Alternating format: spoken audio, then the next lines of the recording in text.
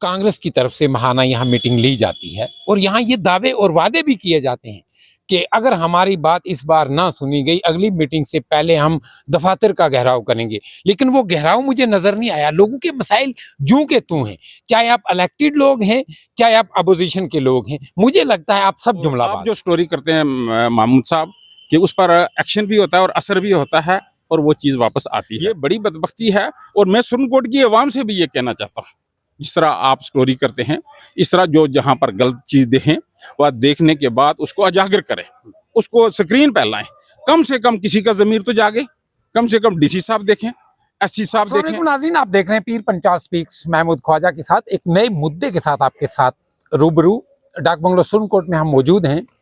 आरिफ शहनशाह साहब हमारे साथ हैं। आप बखूबी इनको जानते हैं, हमेशा आवाज़ें जो हैं ये बुलंद करते रहते हैं। यहाँ डाक बंगलो में है मौजूद, लेकिन यहाँ डाक बंगलो की एक इमारत है, उसकी खस्ता हालत है, जिसको हम आपको विजुअल्स में दिखाएंगे। डाक बंगलो, ये वो डाक बंगलो है, यहाँ सब लीडर्स भी आते हैं। इंतज़ामिया की अगर मीटिंग्स होती हैं तो यहाँ आती हैं, तो दूसरी भी अगर सिविल सोसाइटी की कोई मीटिंग होती है तो यहाँ होती है। अलबत्ता इस इमारत की खस्ता हालत क्यों है? क्या इसको मेंटेन करने के लिए एडमिनिस्ट्रेशन के पास या सरकार के पास पैसे नहीं हैं? बात करेंगे आरिफ शहनशाह साहब से। आरिफ साहब, किस तरह से देखते हैं ये हमारी एक जिसको हम दौलत समझते हैं वो है, आसाइश के लिए ये इस्तेमाल की जाती है, लेकिन इसी की खस्ता हालत। शुक्रिया ख्वाजा साहब। ख़ासकर मैं मीडिया हजरात का शुक्रिया अक्सर करता रहता हूं कि हमारी खबर पहुंचाते हैं। और आप जो स्टोरी करते हैं महमूद साहब कि उस पर एक्शन भी होता है और असर भी होता है और वो चीज़ वापस आती है।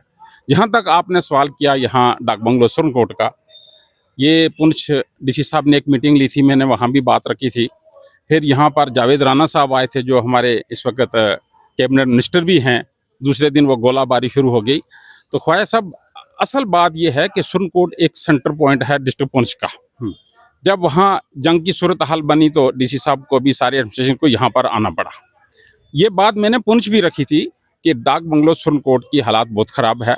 यहाँ पर टोटल वीआईपी 2 रूम्स हैं, बाकी कुछ भी नहीं। वो प्रैक्टिकल जावेद राना साहब ने भी देखा, हमारे डीसी साहब ने भी देखा और एससी साहब भी यहाँ मौजूद थे। उनके पास भी हमने एक प्लान रखा कि इसको आप यहाँ का इसका आप गेस्ट हाउस के तौर पर इसका कम से कम सुरनकोट में 50 आदमी की स्टे के लिए यहाँ सुरनकोट में जगह होनी चाहिए, जो बदबख्ती से आज तक नहीं हुई।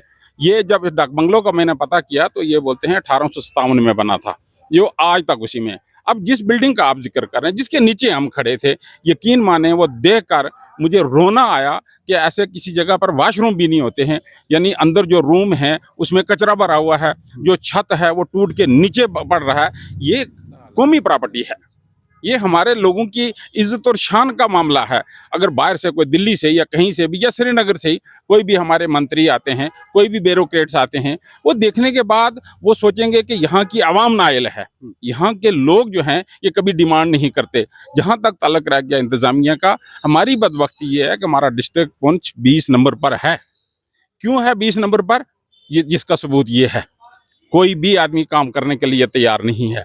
आज हम बोलें कि हमारे यहाँ एक्शन साहब आ गए हैं, AW साहब हैं, SC साहब हैं, ये लोग आते जाते रहते हैं लेकिन काम नहीं करते। आज किसी एक को पकड़ लें कि आज जो इस वक्त मौजूद हैं सुरनकोट में PWD वाले, वो जिम्मेदार हैं, वो भी हैं। वो इसलिए हैं, उन्होंने भी ज्यों का तू छोड़ा, उन्होंने कभी इस पर तवज्जो नहीं दी, कभी इसको आके देखा नहीं। यहाँ पर हमारे CM साहब भी आते हैं, ठीक है। अगर यहाँ खुदा न खास्ता हमारे होम मिनिस्टर साहब को रुकना पड़ जाए तो जिनके लिए रोड के खड्डे भी भर दिए जाते हैं रातों रात में, कुछ एरिया में जहाँ तक उनकी गाड़ी जाती है छुपाने के लिए। लेकिन इसको कैसे छुपाएंगे?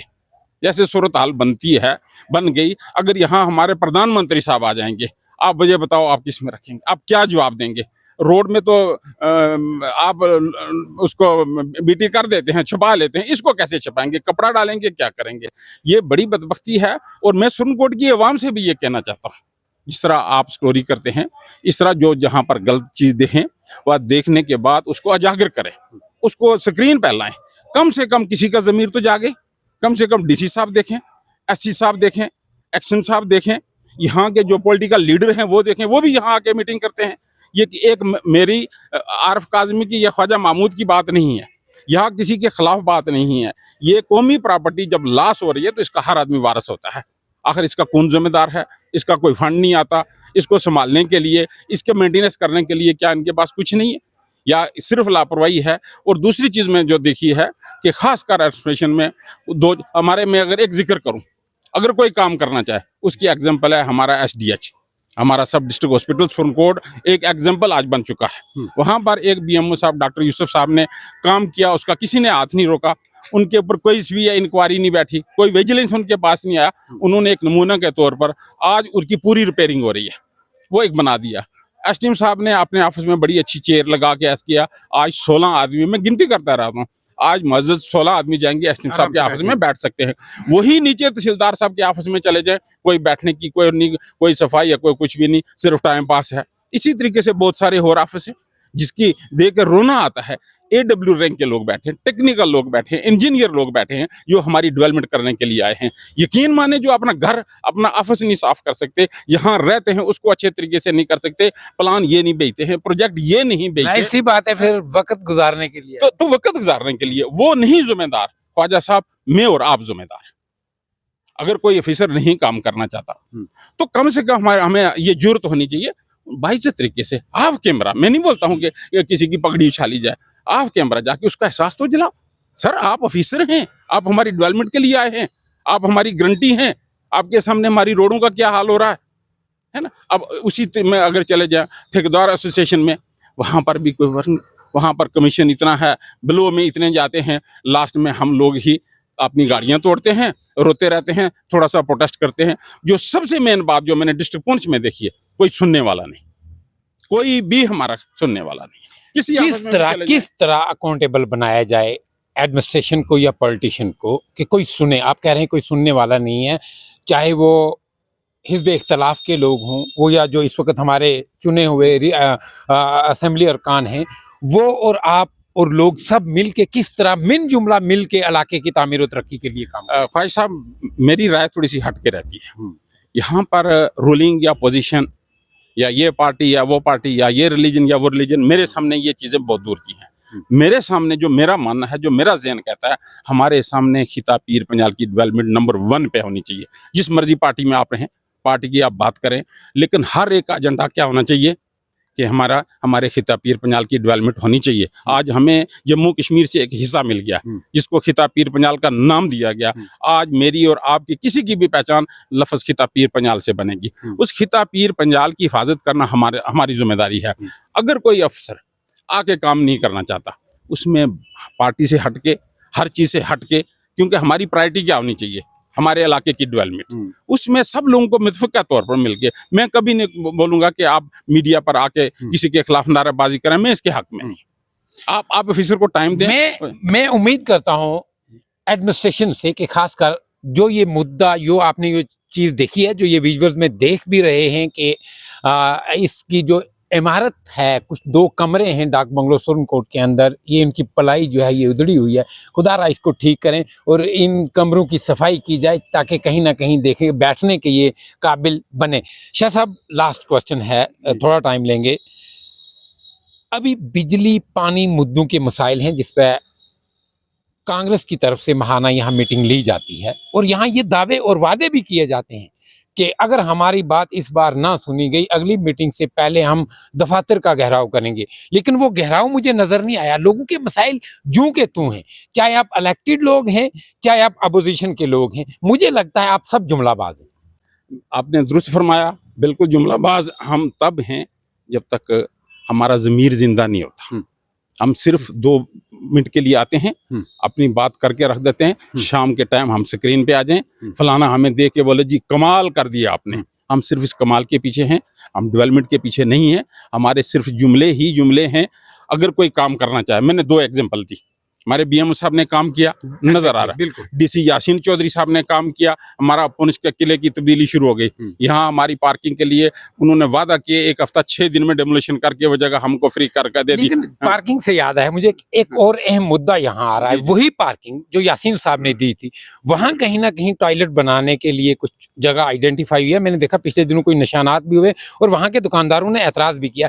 किस तरह से देखते हैं, क्या इस जिला इंतजामिया को मैसेज देना चाहेंगे कि वहाँ वो कॉम्प्लेक्स बने या नहीं बने, क्योंकि पार्किंग है, काफी दुकानदारों की रोजी रोटी अब उस पार्किंग पे चलती है। देखें जी, जहाँ तक इन्होंने बोला मास्टर प्लान में ला रहे, ईओ साहब म्यूनसिपैलिटी के जब आए, शुरू में आए तो उन्होंने एक बड़ा एजेंडा रखा था, बड़ा एक अपना विजन दिया कि मैं ये ख्वाब दिखाया। और 2 कमिश्नर सेक्रेटरी साहब थे ऊपर मॉडल स्कूल में, उनके बीच में मैंने खड़े होकर ये बात बोली थी कि अगर कोई करना चाहे तो ये आए हैं हमारे म्यूनसिपैलिटी के ईओ साहब याकूब साहब, तो उन्होंने मुझे एक अपना बताया, मेरा विजन ये है, मैं सुरनकोट को ऐसे तब्दील करना चाहता हूँ। मैंने उनकी बड़ी वहाँ सराहना की। इसी तरीके से बात से लोगों ने एतराज़ किया, मैं बोला आप करो, मैं आपकी बात भी करूँगा। अब ये जो आपने बाथरूम की बात की या म्यूनसिपैलिटी की या पार्किंग, वहाँ जब एक मास्टर प्लान है, मास्टर प्लान के तहत क्यों ना बनाया जाए? वहाँ पर जब पैसा सेंक्शन हो गया, जगह अलाट हो गई, उसका डीपीआर आप क्यों नहीं बनाते? वहाँ पर हमें तो ये बताया गया था नीचे पार्किंग होगी, उसके ऊपर शॉपिंग कम्प्लेक्स होगा, उसके ऊपर कुछ और ऐसा बनाएंगे, उससे एक रेवेन्यू जनरेट होगा। जो सुरनकोट की तरक्की हम क्यों सेंट्रल और स्टेट गवर्नमेंट की तरफ देखेंगे? वहाँ हमारे पास बहुत वसाइल हैं। अगर हमारी म्यूनसिपैलिटी ही सीधी होके लोगों से ये जो है लोग घर बना रहे हैं, नक्शे पास करें, रोड है, ये सारी चीजें करके कलेक्ट करें, यकीन माने ये छोटा सा सुरनकोट है ख्वाजा साहब, हमें सेंट्रल गवर्नमेंट का या स्टेट गवर्नमेंट की जरूरत नहीं पड़े। हमारा रेवेन्यू यहाँ से सुरनकोट से इतना जनरेट हो सकता है, हम सुरनकोट को तब्दील कर सकते हैं, लेकिन करना कोई ही नहीं चाहता। और अवाम, जो दूसरी बात आपने बताई अपोजिशन यानी कि अवाम जब तक नहीं उठेगी, जब तक हम किसी ऑफिसर के पास जाके घराव करने से भी मैं नहीं मानता, तीसरी बार करना चाहिए। 10 आदमी यहाँ उठे, सीनियर लोग उठें, हर पार्टी से लोग आए, आके जहां पता लगे कमी कि ये अफसर हमारा काम नहीं कर रहा, तो मेरा मानना ये है, मेरा फार्मूला ये है कि आप दरवाज़ा बंद करें, अंदर बैठ के बाइज्जत तरीके से, आप इतनी ऊंची चेयर पर क्यों बैठे हुए हैं? चेयर हमारी है, आप चले जाएंगे। ये बोर्ड के पीछे जो आपका नाम है, ये हमें हमेशा आपको मरने तक नहीं छोड़ेगा, याद कराते रहे आप क्या करके गए हैं। जब हम एहसास दिलाएं ऑफिसर को, आप अच्छे काम करो, आप प्लान लेके चलो, हम आपके साथ में। जब एक बार नहीं सुनता, दूसरी बार नहीं सुनता, तीसरी बार आपको बुलाना चाहिए। आज के 2 अहम मुद्दे रहे हमारे, जो जैसा कि आप जानते हैं, बीडीओ ऑफिस के पास जो डीसी यासीन चौधरी साहब ने पार्किंग बनाई थी, वहां बाथरूम या टॉयलेट कुछ बनाने की कोशिश की जा रही है।